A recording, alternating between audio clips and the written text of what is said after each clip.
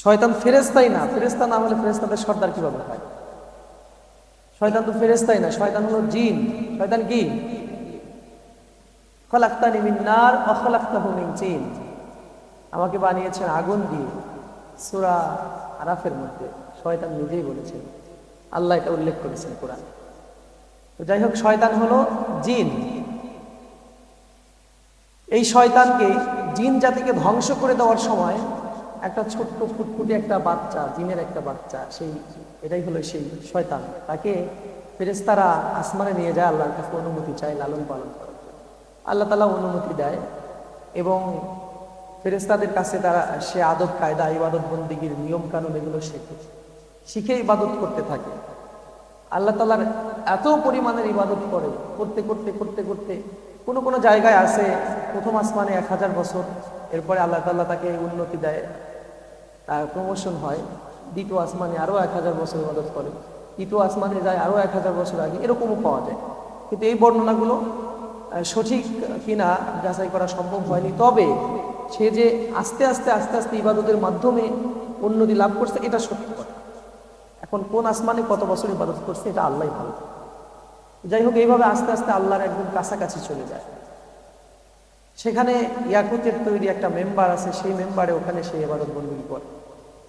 কিছু কিছু তথ্যে পাওয়া যায় ইবলিস শয়তান এত পরিমাণ সিজদা করেছে যে পৃথিবীতে এমন কোনো জায়গা নাই যে জায়গায় তার সিজদা বাকি আছে, যদি ওইভাবে পরিমাপ করা হয়। আর এটা কিন্তু ওই রকম না যে সব জায়গায় এসে এসে সে সিজদা করছে। এটা বলা হয় রূপক অর্থে। তার সিজদাগুলো যদি আকাশ জমিনে ছড়িয়ে দেওয়া হয়, তাহলে এমন কোনো জায়গা নাই যে সেই জায়গায় ইবলিস সিজদা করেনি, এমনটা হবে। এটা আমরা ছোটবেলা থেকে শুনছি, কিন্তু এর মানে কিন্তু এটা না যে ইবলিসের আপনাদের বগুড়া সুবিল মসজিদে এসে সিজদা করে গেছে, এরকম না। কিন্তু এটা হলো ইবলিস সিজদায় এত পরিমাণের করছে, যদি ভাগ করে দেওয়া হয় জায়গায় জায়গায় সারা পৃথিবী ছেয়ে যাবে। যাই হোক, এখন এত ইবাদত বন্দেগী করার পর তার এই অবস্থা হলো কোন জায়গা থেকে, আমরা সেইটাই মূল বিষয়, সেটাই আমরা আজকে জানার চেষ্টা করি। আল্লাহ রাব্বুল আলামিন আদম আলাইহিস সালামকে বানালেন, বানানোর পর একটা সম্মানসূচক সিজদা দেওয়ার কথা বললেন। মনে রাখবেন, ইবাদতের সিজদা আর আদম আলাইহিস সালামকে ফেরেশতাদেরকে দিয়ে যে সিজদা করানো হয়েছে, ওই সিজদা কিন্তু একরকম নয়। এখানে এই বিষয়টা খুবই স্পষ্ট করে আপনারা মনে রাখবেন। আমি একটা বাউলকে বলতে শুনেছিলাম, যাই হোক, বাউল মানেই তো ফাউল, তাদের কথা বলবো না। তারা বলছিল যে আল্লাহ প্রথম শিরক করাইছে। কেন আল্লাহ শিরক করাইছে? ওই যে আদম আলাইহিস সালামকে দিয়ে, আদম আলাইহিস সালামকে সিজদা করাইছে ফেরেশতাদের দিয়ে। আল্লাহ তো নিজে আগে এইটা করাইছে, তাহলে তো পীরদেরকে সিজদা করা যাবে না কেন? তারা এইরকম অনর্থক কথাবার্তা বলে। আসলে সম্মানসূচক সিজদা ছিল সেটার সাথে ইবাদতের কোনো সম্পর্ক নাই। তার মানে আদম আলাইহিস সালামকে সিজদা করার কথা বলার আগে আল্লাহ তাআলা লক্ষ্য করলেন যে ইবলিস এত পরিমাণের ইবাদত বন্দেগী করে আমার, কিন্তু তার মনের মধ্যে সুপ্ত একটা অহংকারের গন্ধ পাওয়া যায়। নিজেকে সে বড় মনে করে, এই একটা সুপ্ত একটা অহংকার তার মনের মধ্যে, এটা বোঝা যায়। এইটা এক্সপ্রেস করার জন্য, প্রকাশ করার জন্য আল্লাহ তাআলা এই সিজদার আদেশটা দেয়। আল্লাহ রাব্বুল আলামিন সমস্ত ফেরেশতাদেরকে ডেকে বললেন, উসজুদু লি আদামা, তোমরা আদমকে সিজদা করো, সম্মানসূচক সিজদা করো। আল্লাহ তাআলার অর্ডার পাওয়ার সাথে সাথে ফাসাজাদু ইল্লা ইবলিস, সবাই সিজদা করলো, শুধুমাত্র একজন করলো না, তিনি কে? ইবলিস। ইল্লা ইবলিস, শয়তান। সবাই করলো। সবাই সিজদা করার পর আল্লাহ তাআলা বলল, তুমি কেন করলো না? তোমার কি হলো আবার? তখন দেখেন, এখানেই হলো আসল ঘটনা। শয়তান বলতেছে যে আল্লাহ, আমি কেন আদমকে সিজদা করব? আনা খায়রুম মিনহু, আমি তার চাইতে সেরা, আমি তার চাইতে কি? যুক্তি পেশ করল। অপরাধ একটা থেকে দুইটা হয়ে গেল। প্রথম অপরাধ কি? আল্লাহর হুকুম অমান্য করলো, সিজদা করলো না। দ্বিতীয় অপরাধ, সে বলল আনা খায়রুম মিনহু, আমি তার চাইতে সেরা। সেরা কিভাবে? সে আবার যুক্তি পেশ করল, খলাকতানি মিন নার ওয়া খলাকতাহু মিন তিন, আমাকে আপনি বানিয়েছেন আগুন দিয়ে, আর আদমকে আপনি বানালেন শুকনো ঠনঠনে মাটি দিয়ে। তাহলে সে কিভাবে আমার চাইতে সেরা হতে পারে? সে আবার আরো একটা যুক্তি দিল। এখন এখান থেকে একটা জিনিস পরিষ্কার, যে বুদ্ধি থাকলে, জ্ঞান থাকলে, সে কিন্তু জ্ঞান থাকলেই কিন্তু ভালো মানুষ হয়। অনেক জ্ঞান আছে যেই জ্ঞান অকল্যাণকর, নিজের জন্যই ক্ষতি বয়ে নিয়ে আসে। জ্ঞান থাকতে হবে কল্যাণকর জ্ঞান, আল্লাহকে চেনার জ্ঞান, মারিফাতুল্লাহ যেটাকে বলে, আল্লাহকে চেনার জ্ঞান। আর বাকি জ্ঞানে যতই সে গুণান্বিত হোক না কেন, জ্ঞানী হোক না কেন, পণ্ডিত হোক না কেন, তার এই জ্ঞান আসলে কোনো কাজে আসে না। হযরত আদম আলাইহিস সালামকে যারা সিজদা করলেন, আল্লাহ তাআলা সমস্ত ফেরেশতাদের মানটা আরো বাড়াই দিলেন। যারা সিজদা করেছেন তাদের জন্য আল্লাহ তাআলা তাদের গ্রেডটাকে আরো বাড়াই দিলেন। আর যখন ইবলিস অস্বীকার করলো, আল্লাহ তাআলা বলল, ফাইন্নাকা রাজিম, তুমি বিতাড়িত হয়ে যাও, এই জান্নাত থেকে বা আকাশ থেকে, আসমান থেকে তুমি নেমে যাও। আল্লাহ তাআলা যখন বলল নেমে যাও, তখন আদম আলাইহিস সালামকে সিজদা না করার অপরাধে নেমে আসার শাস্তি পাওয়ার পর ইবলিস আল্লাহর কাছে 3টা জিনিস চাইছিল। কয়টা? জোরে বলেন, কয়টা? 3টা জিনিস চাই। আল্লাহ, এতদিন ইবাদত বন্দেগী করলাম, এখন এই আদম সন্তানের জন্য আমাকে বিতাড়িত হতে হচ্ছে, তাহলে আমাকে 3টা জিনিস দেওয়া লাগবে। আল্লাহ বললেন, যাও, তোমার আশা মঞ্জুর করা হবে, তুমি চাও, কি চাও? ইবলিস শয়তান বলল, আল্লাহ, আদম এর জন্য আমি যখন বিতাড়িত হচ্ছি, এই আদম পৃথিবীতে বাঁচবে কত বছর? আল্লাহ রাব্বুল আলামিন জানাই দিলেন, আদম থাকবে পৃথিবীতে কিয়ামত পর্যন্ত। আদম যাবে, তার সন্তানেরা থাকবে, তার সন্তানেরা থাকবে, এই আবাদ কিয়ামত পর্যন্ত পৃথিবীতে হতে থাকবে। আল্লাহ তাআলার এই কথা শুনে ইবলিস শয়তান বলল, ক্বালা আনযিরনি ইলা ইয়াউমি ইবআসুন, যদি কিয়ামত পর্যন্ত আদম সন্তান থাকে, তুমি আমার হায়াতটাকেও কিয়ামত পর্যন্ত বাড়ায় দাও, আমিও কিয়ামত পর্যন্ত বাঁচতে চাই। 1 নাম্বার চাওয়া এটা। আল্লাহ তাআলা বললেন, যাও, মঞ্জুর করলাম, তোমাকে কিয়ামত পর্যন্ত হায়াত দেওয়া হবে, তোমার কোনো মরণ হবে না। এরপরে 2 নাম্বার চাওয়া, যে আদম সন্তানের জন্য আমি বিতাড়িত হলাম, এই নিয়ামত থেকে বঞ্চিত হলাম, তোমার ক্রোধের শিকার হলাম, ওই আদম সন্তানের শিরা উপশিরার মধ্যে ঢুকে ঢুকে যেন আমি তাকে ধোঁকা দিতে পারি, আর আমাকে অদৃশ্য রেখে দিতে হবে, কেউ যেন আমাকে দেখতে না পারে, অদৃশ্য রাখতে হবে, আমাকে যেন দেখতে না পারে। যদি দেখতে পাইতাম আমরা, তাহলে এই যে শয়তান যখন বলে আপনার ভাইকে মাথায় বাড়ি দেন, তখন আপনি আপনার ভাইয়ের মাথায় বাড়ি না দিয়ে ওর মাথায় কিন্তু বাড়ি দেন।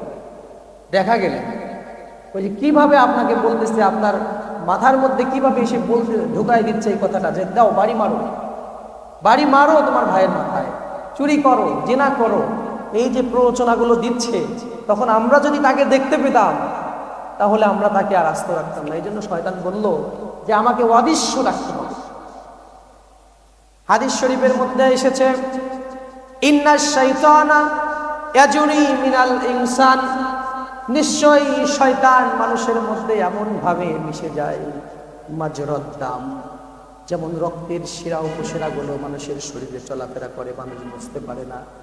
মাজরাদ দাম বলতে হাদিস শরীফের মধ্যে বোঝানো হয়েছে, মানুষের রক্ত যেভাবে শরীরে চলাচল করে, ওইভাবে শয়তান মানুষের শিরা উপশিরায় চলাচল করে। বলেন নাউজুবিল্লাহ।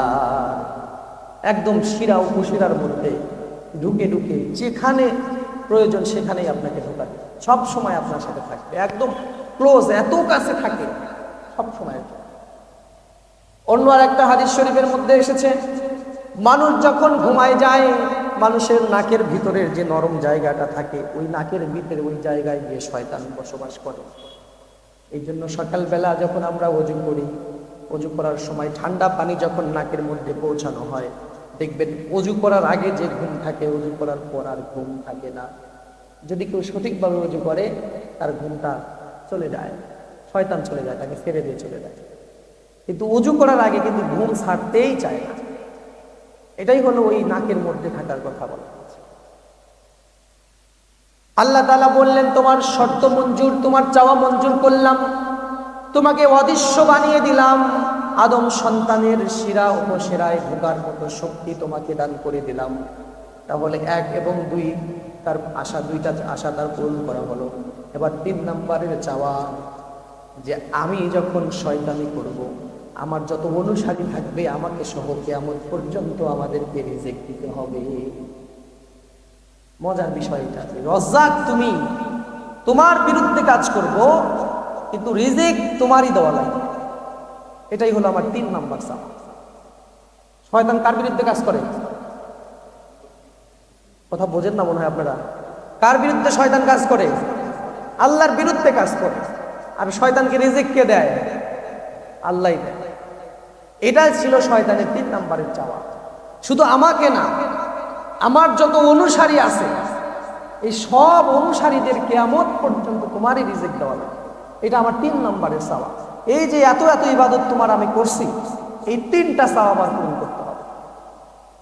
এই জন্য দেখবেন কাফেররা, মুশরিকরা, বেঈমানরা, নাস্তিকরা, আল্লাহ বিরোধী যারা আছে তাদের দুনিয়াতে রিজিকের কোনো অভাব হয় না। আল্লাহ তাআলা তাদের এত পরিমাণ দিয়ে রেখেছে, কোনো অভাব তাদের স্পর্শ করতে পারে না। হাজার হাজার কোটি কোটি টাকা ব্যালেন্স থাকে, আর্থিক সচ্ছলতা থাকলেই, দুনিয়ার সুখ থাকলেই আপনি তাকে মনে করতে পারেন না সেই মানুষটা সফল অথবা ভালো মানুষ। সে ভালো মানুষ নাও হতে পারে, সে সফল নাও হতে পারে, যদিও তার আশেপাশে সব কিছু পরিপূর্ণ থাকে। অনেক মানুষকে আপনি দেখবেন তার কি লাগবে সবই আছে, টাকা পয়সা ক্ষমতা সব কিছু আল্লাহ দিয়ে রাখছে। এটা হলো ওই যে শয়তানের ওয়ার্কার। যদি সে ইমানদার না হয় সে শয়তানের ওয়ার্কার, কিন্তু শয়তান তার জন্য আল্লাহর কাছে আগেই রিজিক চেয়ে বসে আছে। এটার আরো একটা ব্যাখ্যা হলো আল্লাহ তাআলার নাম হলো রহমান। রহমান শব্দের অর্থ এমন দয়াময়, এমন দয়ালু যে তার শত্রুকে দেয়, বন্ধুকেও দেয়, সবাইকে দেয়। যে তার পক্ষে কাজ করে তাকেও দেয়, যে তার বিপক্ষে কাজ করে তাকেও দেয়। রহমান বেছে বেছে দেয় না। আল্লাহ তাআলার আরো একটা নাম আছে, সেই নামের নাম হলো রহিম। রহিম মানেও দয়াময়, রহিম মানেও করুণাময়। কিন্তু রহিম শুধু দয়া করে তার আপন মানুষদের, যারা তার ইবাদত করে। রহিম শুধু তাদেরকে দয়া করে। আর রহমান যিনি, তিনি সারা পৃথিবীর মানুষের জন্য সমানভাবে দয়া করে। বলেন সুবহানাল্লাহ। সবার জন্য তার দয়া একদম সমান। এই শয়তানের 3 নম্বর চাওয়া ছিল আমি এবং আমার বংশধর, আমার জন্য যারা কাজ করবে, তোমার বিরুদ্ধাচরণ যারা করবে কিয়ামত পর্যন্ত, আমার অনুসারীদের এবং আমাকে তোমার রিজিক দেওয়া লাগবে।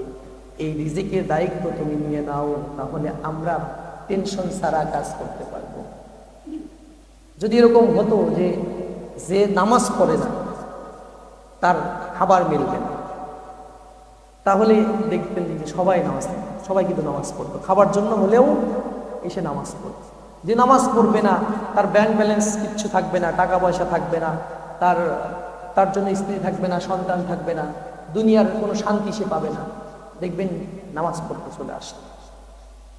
এই জন্য এমনভাবে দিয়ে দেওয়া হয়েছে কিয়ামত পর্যন্ত রিজিকের গ্যারান্টি।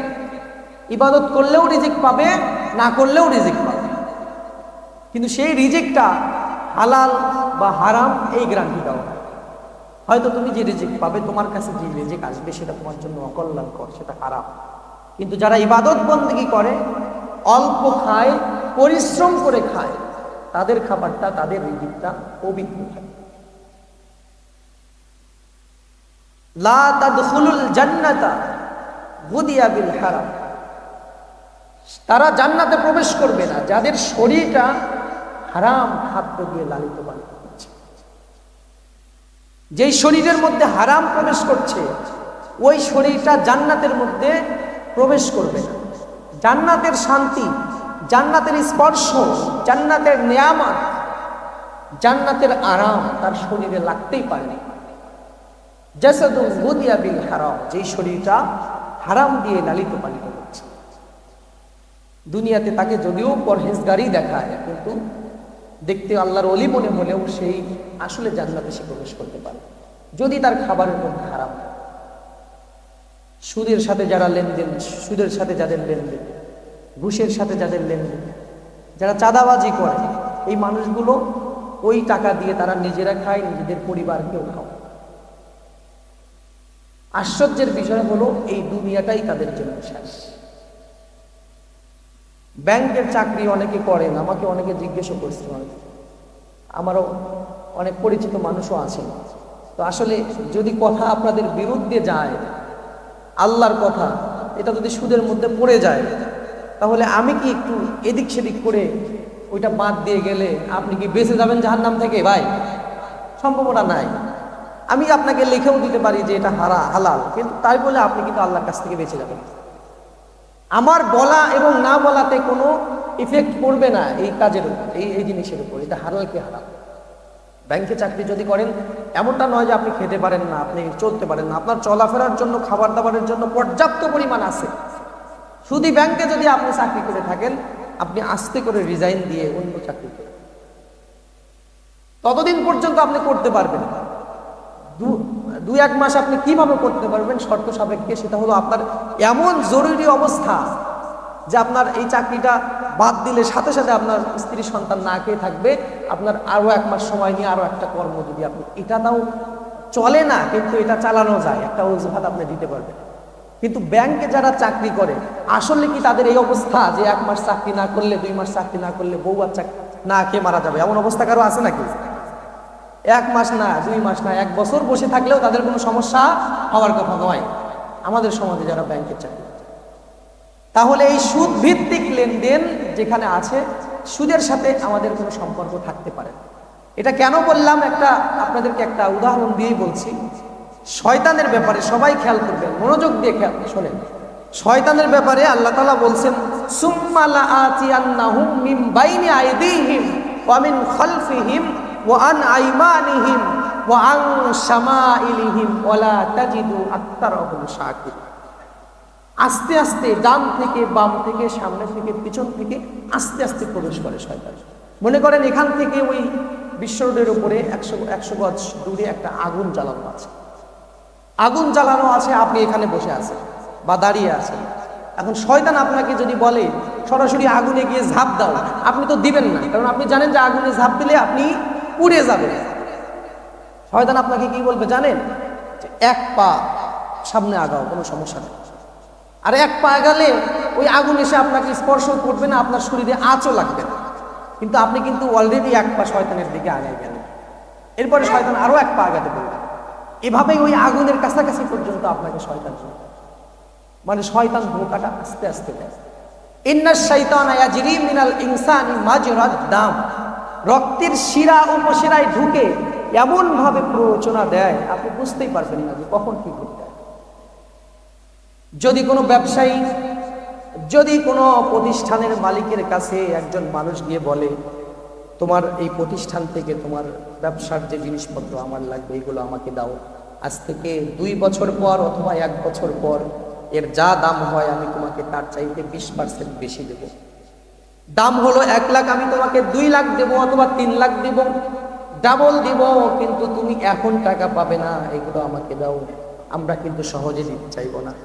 কিন্তু নগদ যদি কেউ গিয়ে বলে যে তোমার জিনিসপত্রগুলো আমাকে দাও, 5% আমার কাছ থেকে টাকা কম নাও, কম হলেও আমি কিন্তু দিয়ে দেবো। ব্যবসায়ী যারা আছে তাদের চিন্তা এরকম যে নগদ বেচবো, 2 টাকা কম বেচবো। এই শয়তানের সাথে যে সওদা আমরা করতেছি, এটা হলো ওই রকম। শয়তান আপনাকে টাটকা সুদ দিচ্ছে। দুনিয়াতে জিনা করার লাইসেন্স পাচ্ছেন, চুরি, ডাকাতি, রাহাজানি, ছিনতাই, বদমাইশি, চাঁদাবাজি, যা ইচ্ছা সুদ ঘুষ সব আপনি করতেছেন। শয়তান বলতেছে এগুলো করো, সেই জাহান্নাম অনেক দূর। এখন টাটকা যেটা তুমি পাচ্ছ সেটা হলো সুদ আর শান্তি। তাহলে আপনি ওই 20% 10% কম টাকা হলেও যেরকম ব্যবসায়ীরা নগদে বেচে দেয়, আমরা আমাদের অনেক ক্ষতি করেও শয়তানের কাছে আমরা নগদ কিছু গ্রহণ করছি। এই শয়তান আপনার আর আমার মধ্যে এইভাবে আস্তে আস্তে বিস্তার লাভ করে। শয়তান আস্তে আস্তেই ধোঁকা দেয়। একবারে ধোঁকা দিলে আপনি বুঝে ফেলবেন, ডাইরেক্ট ধোঁকা দিলে আপনি বুঝে ফেলবেন। এই জন্য আল্লাহ তাআলা কোরআনে বলেছেন, সুম্মা লাআতিয়ান্নাহুম মিন বাইনি আইদিহিম ওয়া মিন খালফিহিম ওয়া আন আইমানিহিম ওয়া আন শামাইলিহিম ولا تجدوا أكثرهم শাকিরিন। আল্লাহ তাআলা বলছে শয়তান তোমাদেরকে এমন ভাবে প্রতারিত করবে, সামনে থেকে আসবে, পিছন থেকে আসবে, ডান থেকে আসবে, বাম থেকে আসবে। শয়তান তোমাদেরকে বুঝতে দেবে না কখন তোমরা সরল পথ থেকে বিচ্যুত হয়ে অসঠিক পথে, খারাপ পথের দিকে তোমরা চলে যাচ্ছ। এইটা শয়তান তোমাদেরকে বুঝতে দেবে না। আইমানিহিম মানে হলো ডান, ওয়া আন শামাইলিহিম মানে হলো বাম। লাআতিয়ান্নাহুম মিন বাইনি আইদিহিম ওয়া মিন খালফিহিম, সামনে থেকে, পিছন থেকে, ডান থেকে, বাম থেকে। সামনে থেকে বলতে বোঝায় আপনার সামনে শয়তান এমন ভাবে ডানা বিছায়া এমন ভাবে দাঁড়াবে যে আপনি পিছনে কি আছে এটা দেখতে পাবেন। আপনি ছোট কোনো গাড়ির মধ্যে বসলে রাস্তায় বড় একটা ট্রাক যদি আসে, ওই ট্রাকের পিছনে কি আছে এটা দেখা যায় না। ওর পিছনে ফাঁকাও থাকতে পারে, ওর পিছনে জ্যামও থাকতে পারে, কিন্তু আপনি ওইটা দেখতে পাচ্ছেন না। শয়তান সামনে থেকে ধোঁকা দেয় মানে শয়তান আপনাকে আপনার চোখের উপর এক ধরনের পর্দা ফেলে দেয় যে জাহান্নাম আর জান্নাত এটা অনেক দূর। এটা হলো সামনে থেকে ধোঁকা, অনেক দূর। এখন নগদ তুমি কি দেখতে পাচ্ছ? নগদ দেখতে পাচ্ছ দুনিয়ার টাটকা সুখগুলো, অর্থ সম্পদ, এই গাড়ি বাড়ি, এইগুলোই তুমি দেখতে পাচ্ছ। এটা হলো নগদ। আর এর পিছনে ওই যে সামনে থেকে এভাবে সে আছে, এর পিছনে যা আছে সেগুলো অনেক দূর, সেগুলো বড় ব্যাপার নাও। এখন যেটা আছে সেটা অ্যাকসেপ্ট করো, সেটা গ্রহণ করো। এটা হলো সামনে থেকে ধোঁকা। এরপরে শয়তান পিছন থেকেও ধোঁকা দেয়, ডান থেকেও ধোঁকা দেয়, আমলের দিক থেকেও ধোঁকা দেয়, আবার গুনার দিক থেকেও ধোঁকা দেয়। এটা কিছুটা গত সপ্তাহে আমি বলছি। তো যাই হোক, শয়তান আমাদের প্রকাশ্য শত্রু। আমরা শয়তানের ব্যাপারে সতর্ক হব। এই শয়তানের বিতাড়িত হওয়ার কারণে এতক্ষণ আলোচনা শুনে যারা শুরুতে ছিলেন তারা একটা জিনিস আমার মনে হয় বুঝতে পারছেন যে আল্লাহ তাআলা শয়তানকে বিতাড়িত করার কারণ, মূল কারণটা কি ছিল। তার মনের মধ্যে সুপ্ত একটা অহংকার ছিল। যখন আল্লাহ তাআলা বললেন উসজুদু লি আদামা, তখনই সেটা প্রকাশ পেয়ে গেল। ফাসাজাদু ইল্লা ইবলিস, সবাই করলো কিন্তু সে করল। তার যুক্তি ছিল আনা খায়রুম মিনহু, আমি তার চাইতে সেরা। কেন সেরা? খলাকতানি মিন নার ওয়া খলাকতাহু মিন তিন, আপনি আমাকে বানালেন আগুন দিয়ে আর তাকে বানালেন মাটি, আমি তো তার চাইতে সেরা। এটাই ছিল তার যুক্তি। তার মানে এই যে সেরা সেরা ভাব একটা আমাদের মধ্যে আছে না নাই? সেরা সেরা ভাব, আমি ওর চাইতে সেরা, আমি ওর চাইতে ভালো, আমি ওর চাইতে সুন্দর, ওর চাইতে ক্ষমতাশীল, ওর চাইতে টাকাওয়ালা। এই যে সেরা সেরা ভাব, আমি ওর চাইতে ধনী, এই জায়গায় ওর চাইতে আমার ক্ষমতা বেশি, এই ভাব আমাদের সবার মধ্যে আছে। সেরা সেরা ভাব এটা শয়তানের মধ্যে ছিল। এই শয়তানের মধ্যে সেরা সেরা ভাব থাকার কারণে শয়তান কিন্তু আজকে সেই কত শ্রেষ্ঠ মর্যাদা তার ছিল, এখন সে কত নিকৃষ্ট হয়ে গেছে। প্রত্যেক দিন মানুষ তাকে পাইকারি হারে গায়ে বকা দেয়, হাজী সাহেবরা পাথর মারে, দেখছেন না এগুলা? আপনি সকাল বিকাল আপনি না বুঝেও আপনি হয়তো সর্বনিম্ন যারা নামাজ কালাম পড়েন সর্বনিম্ন 20-30 বার শয়তানকে বকা দেওয়া আপনার শেষ সকাল থেকে। আউযু বিল্লাহি মিনাশ শাইতানির রাজিম পড়তেছেন না আপনারা? অনেকে না বুঝেও গালি দিচ্ছে। তাই হোক, গালি দিবে সারা জীবন, তাদেরকে মানুষ গালি দিবে কিয়ামত পর্যন্ত। শয়তানকে গালি বিতাড়িত মারদুদ, শয়তান থেকে আল্লাহর কাছে পানা চাচ্ছে। বিতাড়িত, যাকে বের করে দেওয়া হয়েছে গলা ধাক্কা দিয়ে তাড়িয়ে দেওয়া হয়েছে, এরকম একজন ব্যক্তি। তো যাই হোক, সে যে সেরা ছিল, এই সেরা সেরা ভাব নিজের মধ্যে থাকার কারণে আল্লাহ তাআলা তাকে এত নিকৃষ্ট বানায়। এই সেরা সেরা ভাব আমাদের মধ্যে থাকা যাবে না। এভরি সিঙ্গেল অফ আস, আমরা সবাই কিন্তু কিছু না কিছু অহংকার করি ভাই। আমি আমাকেও বাদ দিচ্ছি, সবাই এগুলো একদম বাদ দিতে হবে। কোনো না কোনো ক্ষেত্রে আপনি করেন। যার যে টাকার করে না, সে শক্তির করে, ক্ষমতার করে, কেউ চেহারার করে, কেউ ক্ষমতার করে, কেউ জ্ঞানের করে। আলেম ওলামারা জ্ঞানের অহংকার করে, ধনী মানুষেরা টাকার অহংকার করে, সুন্দরী মেয়েরা রূপের অহংকার করে। এইভাবে সবাই অহংকারের মধ্যে আছে কোনো না কোনো ভাবে। আল্লাহ তাআলা বলেছেন ওয়ালা তামশি ফিল আরদি মারহা, খবরদার অহংকার করা যাবে না। কিসের অহংকার করা? ইন্নাকা লাম তাখরিকাল আরদা ওয়া লাম তাবলুগাল জিবালা নুজুলা।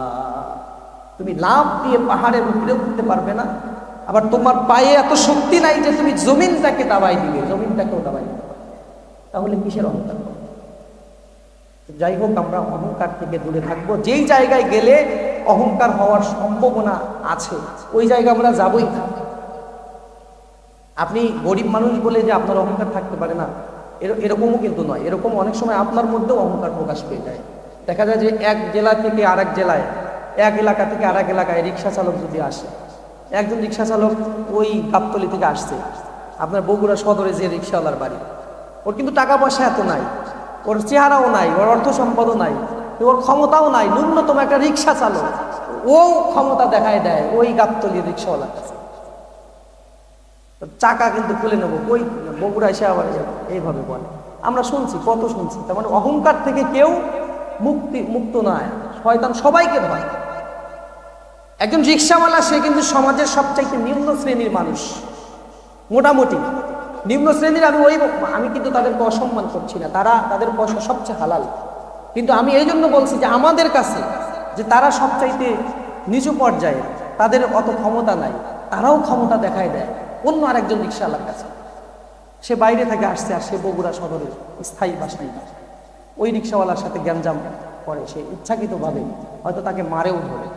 তার মানে অহংকার থেকে কেউ মুক্ত নয়, আমরা সবাই অহংকার করি। যার যার জায়গা থেকে আমরা চেষ্টা করি অহংকার করার জন্য। এইটা আমাদের একটু বুঝতে হবে। আমাদের কথার মাধ্যমে, আমাদের আচার আচরণের মাধ্যমে, আমাদের কাজের মাধ্যমে অহংকার যেন আমরা না করে ফেলি। করলেই আমরা কিন্তু সর্বশ্রেষ্ঠ থেকে সর্বনিকৃষ্ট হয়ে যাব, যেটা শয়তানের সাথে আল্লাহ তাআলা করেছে। তো যাই হোক, আজকের মতো এ পর্যন্তই। আপনারা একটু আগে আসার চেষ্টা করবেন, তাহলে আমিও একটু আগে আসার চেষ্টা। আপনারা যখন পরে আসেন